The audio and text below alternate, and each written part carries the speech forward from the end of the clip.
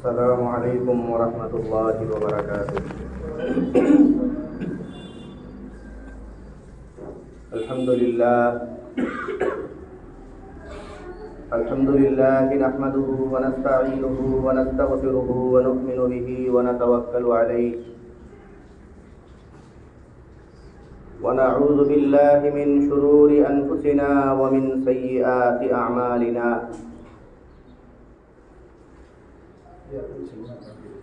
من يهده الله فلا مضل له ومن يضلله فلا هادي له. ونشهد أن لا إله إلا الله وحده لا شريك له.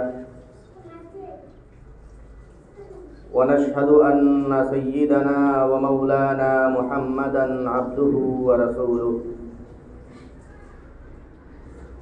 صلى الله عليه وعلى آله وأصحابه وبارك وسلم. أما بعد فأعوذ بالله من الشيطان الرجيم. بسم الله الرحمن الرحيم.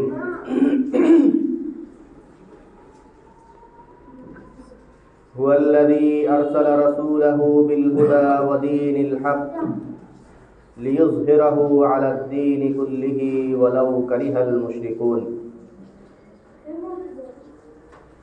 وقال الله سبحانه وتعالى: والذين لا يشهدون الزور وإذا مروا باللغو مروا كراما.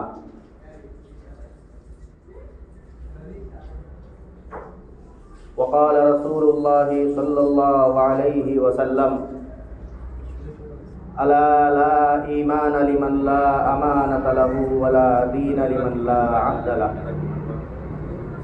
اللهم صل على محمد وعلى آل محمد كما صليت على إبراهيم وعلى آل إبراهيم إنك حميد مجيد.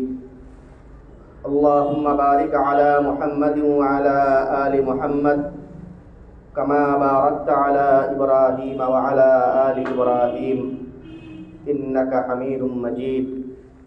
سبحانك لا علم لنا إلا ما علمتنا إنك أنت العليم الحكيم.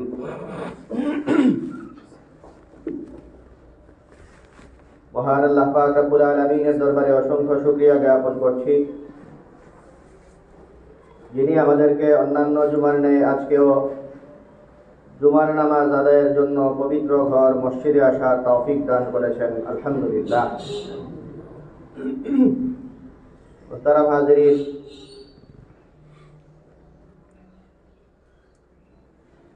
আজকে 2026 খ্রিস্টাব্দের ফেব্রুয়ারি মাসের শুরুর জুমা। আজ থেকে 6 দিন পরে আগামী বৃহস্পতিবার 12 ফেব্রুয়ারি বাংলাদেশের প্রেক্ষাপটে একটি গুরুত্বপূর্ণ দিন।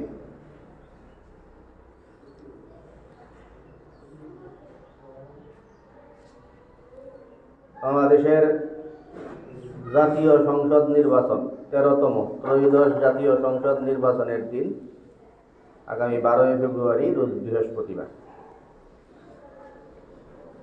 12 তারিখে এই নির্বাচনের দিনে আপনারা কাকে ভোট দিবেন, কাদেরকে দিবেন, এই বিষয়ে আপনাদের সামনে 2-4টা কথা বলি। প্রথম কথা তো হইল, আমাদের এই নির্বাচন ব্যবস্থা যেহেতু মসজিদে দিনই আলোচনা, এর ভিতর দিয়ে আমরা এই কথা বলবো, এই জন্য আসল কথা শুরুতে বলে দিই। এই ধরনের গণতান্ত্রিক পদ্ধতির নির্বাচন, এটা ইসলামের সাথে সাংঘর্ষিক একটা পদ্ধতি। ইসলাম নেতা নির্বাচনের জন্য শুরা পদ্ধতি আবিষ্কার করছে, অথবা পূর্ববর্তী যেই নেতা ছিলেন সেই নেতা উনি ওনার যখন অবসর গ্রহণ করবেন, কোনো মেয়াদ টিয়াদ নাই। একজন নেতা হইলে এই নেতা যতদিন চালাইতে পারে ততদিনই, মৃত্যুর আগ মুহূর্তে অথবা উনি যখন সইরা যান তখন পরবর্তী নেতা ঠিক করে দেওয়া যাইবে, অথবা সুরা পদ্ধতি আছে সেই সুরারা ঠিক করবে। যেটাকে আমাদের দেশের এই এনআইডি কার্ডের মতো কইরা ছোট্ট আরেকটা কার্ড হইতে পারতো, ভোটার আইডি কার্ড, যেটা শতকরা 1-2 জন মানুষের ভাগ্যে জুটবে আর কি, যারা মতামত ব্যক্ত করার মতো যোগ্যতা তাদের আছে, বিচক্ষণতা তাদের আছে। তো এই পদ্ধতির কিছু মুষ্টিমেয় কিছু লোকদেরকে নিয়ে ওই আপনারা যেমন বিভিন্ন সময় মশওয়ারা করেন না, ওই মশওয়ারার আদলে নেতা নির্বাচন হয়। এটাই হলো ইসলামের পদ্ধতি। 2-4টা পদ্ধতি আছে, বাকি আমাদের এই ঢালাও গণতান্ত্রিক যে পদ্ধতি, এটা এর কোনোটার মধ্যেই পড়ে না। তো এই কারণে গণতান্ত্রিক এই পদ্ধতির বহু সমস্যা আছে। এর মধ্যে এই বয়স হওয়ার পরেই ভোটার আইডি কার্ড দিয়ে দেওয়া, এটাও একটা বড় সমস্যা। এই লোক কি ধরনের ভালো লোক না খারাপ লোক, এগুলোর কোনো তোয়াক্কা নাই। ইসলামে মানুষের রায় নিতে হইলে, মতামত নিতে হইলে যার মতামত নিব তার মধ্যেও যারে ভোট দিবেন এর যেমন যোগ্যতা লাগে, যে ভোট দিব এরও যোগ্যতা লাগে। তো গণতন্ত্রে আবার যে ভোট দিব এর কোনো যোগ্যতার দরকার নেই। তো এই সব কারণে আমাদের যে নির্বাচন, এই নির্বাচন এটা ইসলামী নীতি আলোকে এটা সুন্দর না, এটা সিদ্ধ না। এই কথাটা আমরা শুরুতে বললেন। এই কারণে অনেক সময় যখন প্রয়োজন না, দরকার পড়ে না, যে ভোট দেওয়াটা যখন জরুরি পর্যায়ে না না দিলেও চলে, এই সময় আমরা বরাবরই বলি যে দরকার নেই, ভোট দিয়েন না, কাজটা তো ভালো না। অন্য বিভিন্ন কারণে এটা জরুরি হয়ে পড়ে। যেমন আপনি ভোট না দিলে, আপনারা ভালো মানুষরা যদি এটা মনে করে ভোট দেওয়া থেকে বিরত থাকেন, তো সব বাজে মানুষ নির্বাচিত হয়ে যাইব। তো নির্বাচনে আপনার ভোটের মূল্য আছে, এটা যখন আমরা দেখি তখন আমরা বলি আচ্ছা কাজটা ঠিক না হইলেও এটা কইরা ফেলেন, না এলে আরো বড় সমস্যা আসতে পারে। আর যখন মনে হয় যে নির্বাচনে ভোট না দিলেও চলবো আপনার, তখন আমরা বলি যে দরকার নাই এই বাজে কাজে যাওয়ার। তো শেখ হাসিনা আমাদের বহু বছর বাঁচাইয়া রাখছে যে ভোট না দিলেও চলতো। তো ভোট না দিলেও যে চলতো, এটার তো একটা খারাপ দিক আছে, যে বাজে বাজে মানুষজন নির্বাচিত হয়ে দেশে 12টা বাজাইছে। আবার ভালো দিকও আছিল, আমাদের মতো ভালো মানুষরে এই গণতন্ত্রের ভোটে নেওয়ার মতো একটা বাজে কাজ থেকে হাসিনা বাঁচাইছে। তো ভোট দেওয়া, এটা নিজেই ভোট দিতে যাওয়া, এটাই আর শুরুতেই একটা বাজে কাজ। এটা ঠিক আছে, এই বাজে কাজটা বৃহৎ স্বার্থে করা লাগে, আর প্রয়োজনের সময় করা এটাই উচিত। যেমন এই বছর ভোট দিতে যাওয়া, এটা প্রয়োজন আছে, এটা জরুরি আমরা মনে করি। তো তাদের ভোট দেওয়ার যোগ্যতা তৈরি হয়েছে, যোগ্যতা মানে তো শুধু বয়স, আর তো কোনো যোগ্যতা লাগে না এই দেশে। তো এই যোগ্যতা যাদের তৈরি হয়েছে, বয়স যাদের হয়েছে, ভোটার আইডি কার্ড যাদের আছে, আপনারা ভোট দিতে যাইবেন, এটাই আমাদের প্রথম কথা।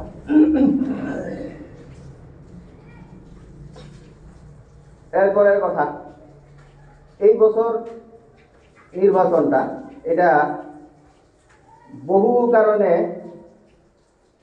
একটু ভিন্ন, এবং এই ভিন্নতার কারণে এটা গুরুত্বপূর্ণ।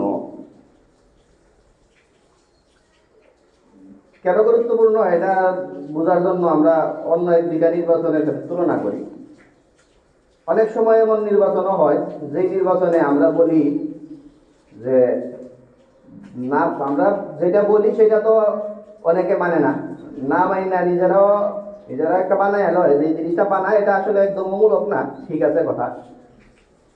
ভোট দেওয়ার ব্যাপারে শরীয়তের যখন দিতে যাইবেন আপনারা, তখন কাকে ভোট দিবেন, এই কাকে ভোট দিবেন এটা নিয়ে 2টা চিন্তা আমাদের সামনে চলে আসে। অনেক মানুষও এটা নিয়ে বিভ্রান্ত হন যে আসলে কোনটাকে বেশি গুরুত্ব দেওয়া দরকার। 2টা জিনিসের মধ্যে কোন 2টা? একটা হলো যে ভোট যে দিবেন, এই ভোটটা আপনারা কি যেই ব্যক্তি আপনার আসনে প্রার্থী হয়েছে তাকে তো আপনারা ভোট দিতেছেন। যেমন মনে করেন আমাদের এই আসনে, উদাহরণের জন্য 2টা নাম বলি, বহু প্রার্থী আছেন। একজন প্রার্থীর নাম আতাউল্লাহ আমিন, আর একজন প্রার্থীর নাম শরীফুল আলম। এখন আপনারা যে ভোট দিবেন, আপনারা কোন চিন্তায় ভোট দিবেন? আতাউল্লাহ আমিন ভালো না শরীফুল আলম ভালো, এই চিন্তা করে ভোট দিবেন? এটা একটা চিন্তা যে আতাউল্লাহ আমিন আর শরীফুল আলম এই দুজনের মধ্যে ভোট কারে দেওয়া দরকার। আতাউল্লাহ আমিন ভালো না শরীফুল আলম ভালো, আতাউল্লাহ আমিনকে দেওয়া উচিত না শরীফুল আলমকে দেওয়া উচিত, এই চিন্তা লইয়া ভোট দিবেন? নাকি ভোট দিবেন যে আতাউল্লাহ আমিনের তো গোড়া হইল বাংলাদেশ খেলাফত মজলিস মামুনুল হক, শরীফুল আলমের গোলা হইল ধানের শীষ তারেক রহমান, তো তারেক রহমান ভালো না মামুনুল হক ভালো? আপনার ভোটটা পড়ে কার উপরে? আতাউল্লাহ আর শরীফুল আলমের উপরে পড়ে না মামুনুল হক আর তারেক রহমানের উপরে পড়ে? এই যে জিনিসটা, এইটা লইয়া অনেকে দ্বিধাদ্বন্দ্বে ভোগেন যে আমার ভোট আসলে যায় কই, ব্যক্তির কাছে আসল ব্যক্তিটা মূল না দলটা মূল, এই চিন্তাটা অনেকে কইরা এরপরে একটু সমস্যায় ভোগেন। তো এই প্রশ্নের উত্তরটা আমরা শুরুতে দিই। ভোট যখন আপনি দেন তখন দলের উপরে ভোট পড়ে না, ব্যক্তির উপরে পড়ে। দল ভোট পায় না, এই ব্যক্তি ভোট পায়। এটা এই সমস্যাটার নিরসন শুরুতে হইলে এরপরে সুবিধা আমাদের পরবর্তী কথা। এই কথার সপক্ষে বহু দলিল আছে। এক নম্বর দলিল তো এইসব বিষয়ে সবচেয়ে বেশি ঘাটাঘাটি যিনি করেন, আমাদের এই উপমহাদেশ তথা পুরা বিশ্বের খ্যাতনামা আলেমে দ্বীন, পাকিস্তানের রাজনীতিতে এবং হাইকোর্টেরও যিনি বিচারপতি জাস্টিস আল্লামা তাকি উসমানী সাহেব, উনি বলছেন স্পষ্টতই যে ওই গোড়া কোন জায়গায় কোন দল থেকে আসছে সেটা গৌণ, আপনার ভোটটা পরে ব্যক্তি হিসাবে ব্যক্তিটাকে আপনি ভোট দিচ্ছেন, এটাই হলো প্রধান। এই হলো একটা। তো আমাদের বড় দলিল পাওয়া গেছে, আর ছোট দলিলও আছে। নির্বাচন কমিশন থেকে যখন আসে এই ব্যালট পেপার আপনাদের সামনে আসবে, ব্যালট পেপার, তখন ওইখানে দেখবেন যে রিক্সা আর ধানের শীষ এর মধ্যে রটা আগে না ধটা আগে, কোনটার নাম আগে আসবে এটা বিবেচনা না। আতাউল্লাহ আর শরীফুল আলমের মধ্যে যেহেতু আগে, এই জন্য আতাউল্লাহ আমিনের নাম আগে। এর মানে হইল এদেরও বিবেচনা এটাই যে ব্যক্তি হিসাবেই আমাদের বিন্যাসটা হয়, মার্কা হিসাবে বিন্যাস হয় না। যদি কেন্দ্র অনুযায়ী হইতো তাহলে হয়তো তারেক রহমানের নাম আগে না মামুনুল হকের নাম আগে, এই জন্য এটার মধ্যে অ্যালফাবেটের সিস্টেমে আগে নামটা আসতো, অথবা রিক্সা আর ধানের শীষের অ্যালফাবেটে গিয়ে নামটা আসতো, এরকম কিচ্ছু না। শরীফুল আলম আর আতাউল্লাহর মধ্যে আতাউল্লাহর নাম আগে, কারণ হইলো আতাউল্লাহ সরাইয়া দিয়া শুরু, এই কারণে আতাউল্লাহর নাম আগে। তো ব্যালট পেপারওয়ালাদেরও চিন্তা এটাই যে এখানে ব্যক্তি হইল প্রধান, তাকে কেন্দ্র করেই আমাদের বিন্যাস। তো এটা একটা নিরসন করে এলাম। এটা নিয়ে অনেকেই বিভ্রান্তিতে ভোগেন যে আমি কি ভোট দিলে আমার এলাকার লোকরে দিয়ে হইতাছে নাকি কেন্দ্রে দিয়ে হইতাছে। তো হয়তো আসলে দুইজন নেই, কিন্তু শরীয়তের সব সিস্টেম, আপনি যে এই লোকটা যোগ্য তার পক্ষে আমি সুপারিশ করতেছি, এইটা পুরাটা কেন্দ্র হবে হইলো আপনার আসনের যে লোকটা, সেই লোকটাকে নিয়ে। তো এই হইল পরবর্তী কথা। আর যেই কারণে আমরা বলছিলাম, আচ্ছা এখন এই যেহেতু প্রার্থীর যোগ্যতা ইত্যাদি নিয়ে আমরা বলছি, এই কথাটা বলেই নেই। তো প্রার্থীর যোগ্যতার মধ্যে আপনারা সারা দেশের মধ্যে এখন এই বছর একটা জিনিস খুব বেশি আমাদের সামনে আসতেছে, যেহেতু আমাদের একটা খুব বাজে একটা সময় আমাদের গেছে, প্রায় 1.5 দশকের মতো, বা 1.5 যুগও বলতে পারেন, 1.5 যুগের মতো একটা বাজে সময় গেছে আমাদের বাংলাদেশের ইতিহাসে। এই কারণে বাজে মানুষের উপরে মানুষজন খুব বিরক্ত, খারাপ মানুষের উপর এই বাংলাদেশের জনগণ এখন খুব বিরক্ত। এই কারণে একটা কমন জিনিস আপনারা দেখবেন, সারা দেশের যেই দলের এই যত প্রার্থী আছে, 2-4টা জিনিস বাদ দিয়া সারা দেশের মধ্যে একটা জিনিস আপনারা দেখবেন যে প্রার্থীগুলো ব্যক্তি হিসাবে সব দলের প্রার্থী মোটামুটি খুব ভালো। আপনারা যদি একটু ইয়ে করে থাকেন, ঘাটাঘাটি করে থাকেন, তাহলে দেখবেন যেই দলই যারা নমিনেশন দিছে মোটামুটি খুব ভালো মানুষই দেওয়ার চেষ্টা করে, এটা সারা দেশের মধ্যে। এই কারণে আমরা মাঝে মাঝে একটু মজা করে বলি যে 12 ফেব্রুয়ারি যে আসতেছে, সেই 12 ফেব্রুয়ারি এটা আসলে কোনো লোকের বিয়ার তারিখ না। যদি কোনো লোকের বিয়ার তারিখ হইতো তাহলে আপনারা বৈশাখ গবেষণা করতেন যে ওই লোকের লোকে তো আমার এখন বিয়ার সম্পর্ক, তে লোকটা ভালো কিনা এটা চিন্তা করি। তো লোকটা ভালো কিনা এটা চিন্তা করে ইলেকশন চলে না, এটা চিন্তা করে বিয়া দেওয়া চলে। ইলেকশন চলে হইল এই লোকটার রাজনৈতিক দক্ষতা কতটুকু, এর সালা চামুন্ডা বাতি নেতারে সামলাইতে পারবে কতটুকু, এর যে পিছনে যেগুলি ঘুরে এগুলোকে কন্ট্রোল করার ক্ষমতা কতটুকু, এইগুলো হইল ইলেকশনের মূল জিনিস। মানুষ ভালো কিনা এটা যদি আপনি মেয়ে বিয়া দিতে পারেন, বোন বিয়া দিতে পারেন। তো 12 তারিখ বিয়ার কোনো ডেট না, এই কারণে মানুষ ভালো এগুলি করে লাভ নাই। 12 তারিখ গণার দিন হইল যে এইটা কে কার ক্ষমতা কতটুকু, কন্ট্রোলিং ক্ষমতা কতটুকু আছে, ওইটা নির্ধারণের দিন হলো 12 তারিখ। এই জন্য কোনো জায়গায় যদি এই লোকটা খুব বদমেজাজিও হয়, কিন্তু সবাই এ যেটা ঠিক করে এটা হে করাই ছাড়বো, এর বিরুদ্ধে কেউ যেতে পারতো না। এ বহু ভালো ভালো মানুষের চেয়ে, যেই ভালো মানুষ তার পাতি নেতা যাতাই তারা সামলাইতে পারে। এই জন্য এই বছর খুব বেশি ভালো মানুষরা দাঁড়াইছে, এটা একটা কথা। 2 নম্বর কথা হলো ভালো মানুষ ভোট পাওয়ার যোগ্য না, ভোট পাওয়ার যোগ্যতা অন্য কিছু। আচ্ছা, এই হইলো পরবর্তী কথা। এরপরে আমরা যে কথা বলতেছি, সাধারণত যদিও ভোট পরে হইল আপনার যে এলাকা, সেই এলাকার প্রার্থীর উপরে পড়ে, এই কারণে অনেকে অন্যান্য বছর একটা চিন্তা করে আসতো যে ঠিক আছে এই লোকটা ভালো, ওই লোকটা ভালো, এত ভালো মানুষ, নিচের যে 10টা প্রার্থী হইলে 10 নম্বর ভোট যে পাইব বলে মানুষ মনে করে এ সবার চেয়ে ভালো। কিন্তু এর সমর্থক মনে করে যে আমি আমার প্রার্থীরে ভোট দিলে আমার ভোটটা পচবো, নষ্ট হইব। এখন প্রথম সারি 2-3 জন প্রতিদ্বন্দ্বীর মধ্যেই একটা ঠিক করে ফেলাই, এদের মধ্যে তুলনামূলক কে ভালো এরে দিয়ে দিই, ভোটটা যেন কাজে লাগে। আমার দৃষ্টিতে সবচেয়ে ভালো যে এত নির্বাচনে 10 নম্বর হইব, এরে দিলে কি হইব, এরে দিলে আমার ভোটটা আরো নষ্ট হইব। তো আর আমি যদি ভোটটা দিই শুরুর দিকের কিছু একটু তুলনা কইরা, তাইলে আমার ভোটটা কাজে লাগবে। এই বছর এই চিন্তায় কোনো দরকার নাই। এই বছর ভোট পচবে না, কারণ এই বছর ভোট পচাপচির কিছু নাই।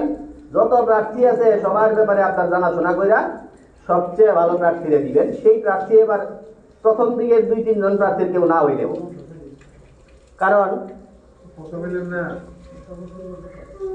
প্রথম দিকের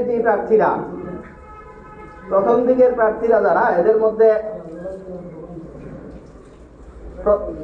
প্রথম দিকের যে প্রার্থীরা আছে এরা যদি নাও হয়, এমন দল থেকে আপনার পছন্দের লোক দাঁড়াই যে লোক এই আপনার আসলে সে 10 নম্বর হইব, তাহলেও আপনার ভোটের একটা মূল্য হইব। কারণ আপনারা জানেন এই বছর শুধু আসনের ভোট আসনে গণ্য সীমাবদ্ধ থাকবে না, জাতীয়ভাবেও সব ভোট গণা হবে, যেই গণার উপর ভিত্তি করে উচ্চ কক্ষ গঠিত হওয়ার আলাপ চলতেছে। তো তার মানে আপনার এই ভোটটা আপনার আসনে কাজে না লাগলেও উচ্চ কক্ষের আসনে গিয়ে কাজে লাগবে।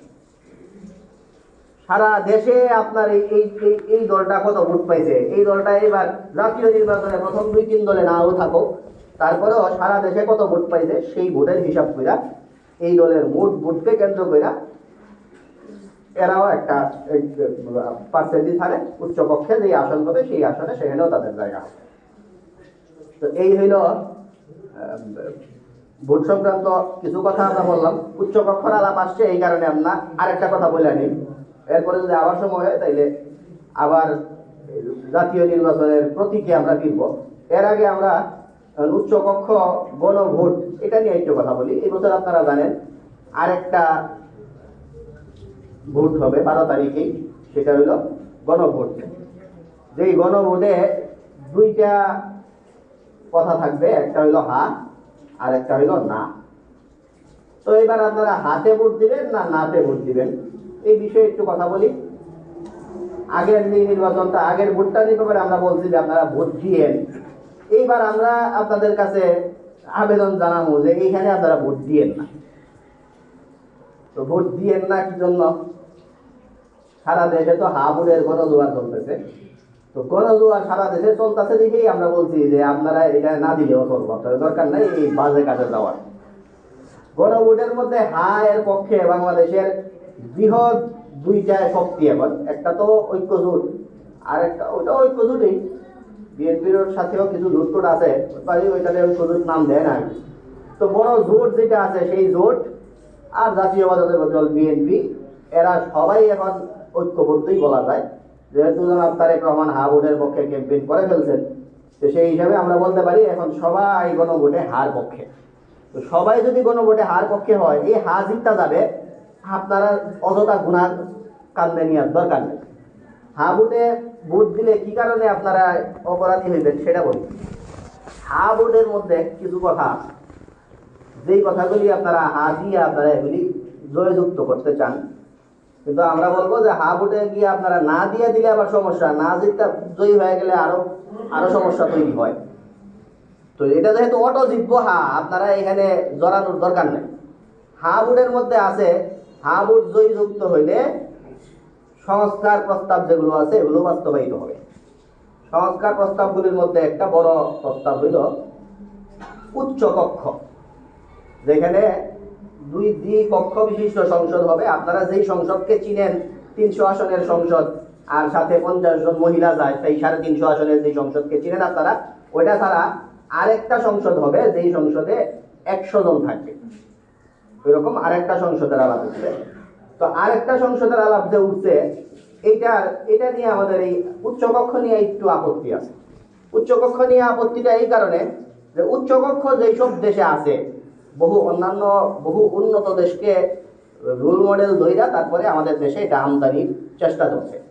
তো উচ্চকক্ষ যেসব দেশে আছে, ওইসব দেশ একে তো আয়তনে আমাদের চেয়ে অনেক বড়, 2 নাম্বার হইল যেসব জায়গায় আছে ওইসব দেশে অঙ্গরাজ্য আছে। আমাদের দেশ অত বড় না, আর উচ্চকক্ষ হওয়ার মতো অঙ্গরাজ্য আমাদের নাই, যেখানের জন্য উচ্চকক্ষ দরকার। উপরন্তু উচ্চকক্ষে যাবে কারা? উচ্চকক্ষে যাবে হইল জনগণ যাদেরকে চায় না, এরা দাঁড়াইলে পাশ করতো না। আমেরিকার এজেন্ডা বাস্তবায়ন করব, হিন্দুত্ববাদীর এজেন্ডা বাস্তবায়ন করব, এই জন্য বাংলাদেশের মানুষের প্রত্যাখ্যান করব, খারাইলেই ফিল করব, জামানত বাজেয়াপ্ত হইব। কিন্তু বিদেশিদের বড় এজেন্ট, এরা সবাই চিনে, ইনু মেনন, রাশেদ খান টাইপের, যারা বাংলাদেশের পরিচিত মুখ কিন্তু জনগণের সাথে সম্পৃক্ত দাঁড়ায়। এরা যদি আবার সংসদে নাও যায়, তাহলে আবার বিদেশি এজেন্ডা বাস্তবায়নও করা যাবে না। তো এরা নেওয়ার সুরত কি? এরা নেওয়ার সুরত হইল যে যেই দল যাবে ওই দল কিছু ওই রকম মার্কা মারা ধরে দেওয়া যাবে, যারা জনগণের কান্দে ছাইরা দিলে জনগণ জীবনও এরারে পাঠাইত না। এই টাইপের সিলেক্ট করে কিছু লোক নিবে। তো সেই এরাই, যারা সংসদে যদি কেউ আসন পায় 200, এই লোক উচ্চকক্ষে নিবে আরো 66 জন। তার মানে যারা আপনারা এমনি পাঠাইছেন,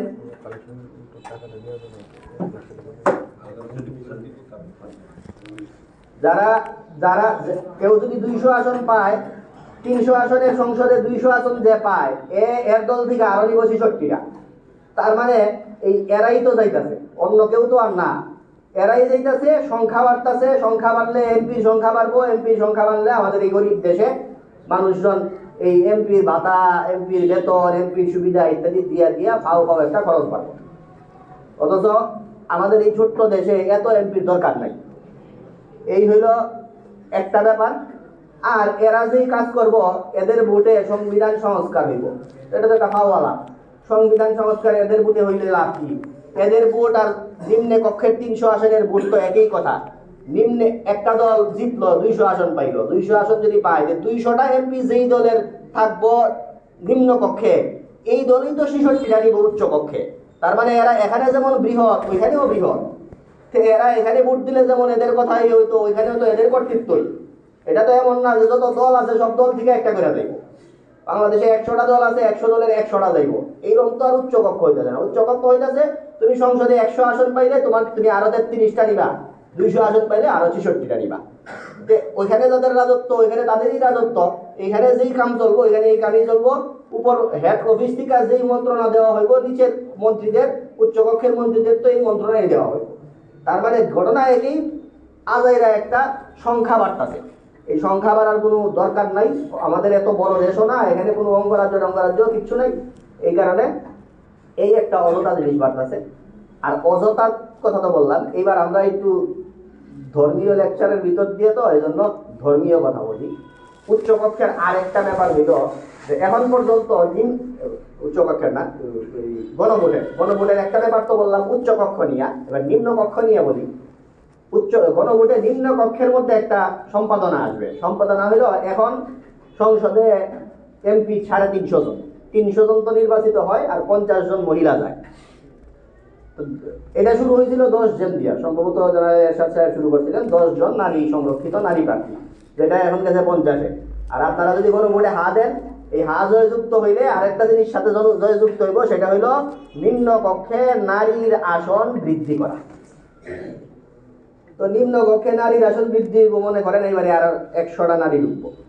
তো মহিলারা, আমরা বাইরে, আমরা যদি বড় রাজনীতিবিদ হয়ে যাই, রাজনীতি করি, তখন কইলে সমস্যা, মিডিয়া পরে কইব যে এই যে মামুনুল হক সাহেব, আমরা শুরুতে যেই কথাটা বলছিলাম এটা বলছিলেন যে ইসলামের চিন্তা এটা না যে 18 বছর হইলে এবার পাগল হোক, বাজে লোক হোক, মদখোর হোক, গাঞ্জা হোক, হেরে ভোট দিয়া দেওয়া। Voter ID card, NID card দিয়া ভোট চলবে না। মামুনুল হক বলছিলেন যে এনআইডি কার্ড দিয়ে ভোট চলবে না, ভোটের জন্য আলাদা কার্ড লাগবে, যেটা হয়তো 1000-এ একজন পাইব, সবাই ভোট দিতে পারবে না। এখন ওনার প্রতিদ্বন্দ্বী ববি হাজ্জাজ এই লোকে প্রচার করতেছে যে মামুনুল হক তো বলে যে আপনারা ভোট দিয়ে আমাদের জয়যুক্ত করেন, জয়ী হওয়ার পরে আপনাদেরকে ভোট দিতে দিব না।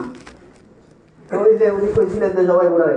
এখন আমরা তো বড় রাজনীতিবিদ না, আমরা কইলে সমস্যা নাই, আমরা কোন ঠিক আছে বেডিং রাজনীতি না করবো। তখন রাজনীতিবিদ হবো, তখন এটা কইলে আমার সমস্যা হয়ে যাবে, বলতে এই যুক্ত নারী নেতৃত্ব মানে। তো এখন তো কইতে সমস্যা নাই, নারী যে 50টা আছে এইগুলি না থাকলে আরো ভালো ছিল। মহিলারা এসবের দরকার নাই, নারীরা সংসদে গিয়া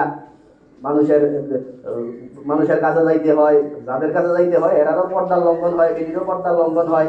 আর মহিলারা এরা আসন সংরক্ষিত আসন, এরা গিয়া করে কি, এরা মানুষ চিৎকারি করে, এই বিভিন্ন কারণে এই নারী আসন বাড়ানোর আর দরকার নাই। যত আসন বাড়বো খরচ বাড়বো, আর নারী সংসদে যাওয়া এটা তো ইসলামের সাথে আরো সাংগঠনিক। হাদিসের মধ্যে আছে, নবী সাল্লাল্লাহু আলাইহি ওয়াসাল্লাম বলেন যে লাই আফলাহা কাউমুন ওয়াল্লাহু আমরাহুম ইমরাতুন, এমন এই দল জীবনে সফল হইতো না যেই দলের নেতৃত্ব এদের নারীদের কাছে। তো এই নারীদের নেতৃত্বে এগিয়ে আসা, এটা ইসলাম সমর্থন করে না। এই কারণে নারীদের আসন বাড়ুক, এটা এই কারণেও আমরা চাই না। আর আগে যেই কারণে এমপি বাড়ুক চাইছিলাম না, ঠিক সেই কারণে এখনো আবার এমপি বাড়ুক সেটা চাই আমরা। শুধু এই দেশে এখন আরো 50টা এমপি যদি বাড়ে, এইদিকে 100 বাড়বো, এইদিকে নিচে দিয়ে আরো 50, এত এমপির দেশ এটা না, এত এমপির দরকার নাই। এই আরো বেশ কিছু জায়গা আছে, আমরা সংক্ষিপ্ত সময়ে সেগুলি আর যাচ্ছি না। তো মোট কথা এই ছিল আপনাদের এই গণভোটের অবস্থা। তো গণভোটের মধ্যে আপনারা যদি হাকে জয়যুক্ত করেন, এটা হয়েই যাবে, তাহলে এই ঘটনা ঘটবে। তা আপনারা হাত দিয়ে এটা হওয়ার দরকার নেই, আপনারা গণভোটে কোনো ভোটেই দেন না।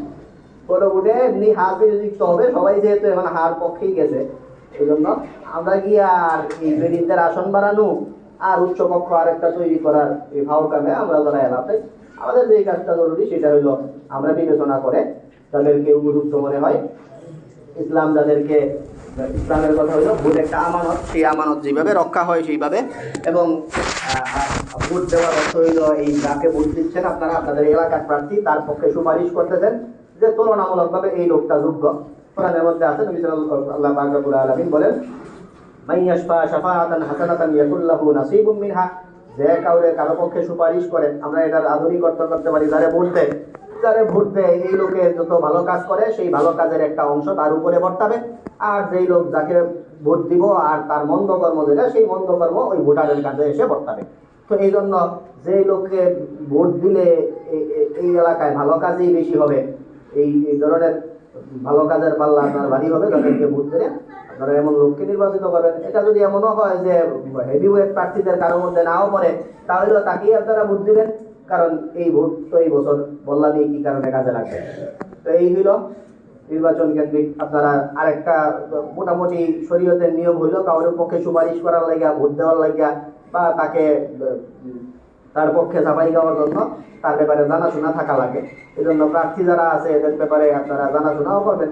জানাশোনা তারা ভোট দিয়ে দেওয়া এটা আরেকটা গুনার কাজ, এই কারণে বললাম প্রত্যেকের ব্যাপারে জানাশোনা তৈরি করা। ভোটার হওয়ার মানে আপনার এটার দায়িত্বের মধ্যে পড়ে যে যারা কারা কারা নির্বাচনে প্রার্থী হলো এদেরকে চিনাবে, চিনে আপনারা জানাশোনা করে তারপরে যোগ্য প্রার্থীকে ভোট দিবেন। এই আবেদনটুকু আপনাদের কাছে রইল।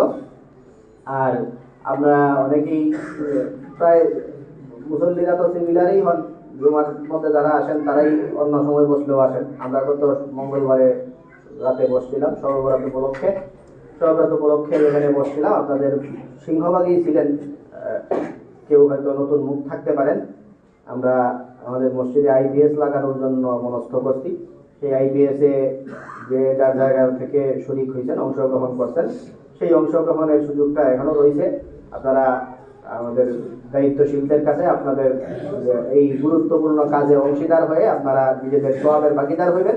নামাজের পরে আপনারা এসে আপনাদের যা দিতে চান সেই অংশগ্রহণ করতে চান সেই অংশগ্রহণটা করে যাবেন।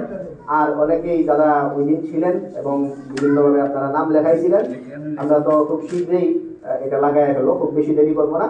অন্তত রমজান মাসটা যেন খুব সুন্দরভাবে আমরা যাই, এই জন্য যারা যেই ওয়াদা করছিলেন সেই ওয়াদাটা বাস্তবায়ন করে ফেলবেন।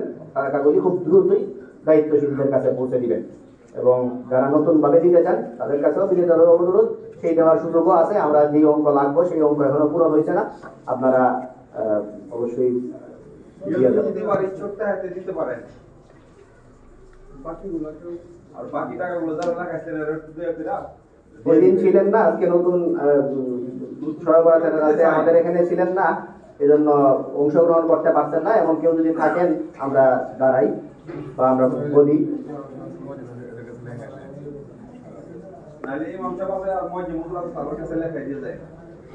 আর যারা নাম লেখাইছিলেন ওয়াদা করছিলেন আপনারা সেটা খুব দ্রুতই পৌঁছায় দিন, আমরা যেন কাজটা খুব অতি সত্তর বাস্তবায়ন করে বলেন। আল্লাহ পাক রব্বুল আলামিন আমাদেরকে প্রত্যেক কাজ করুন।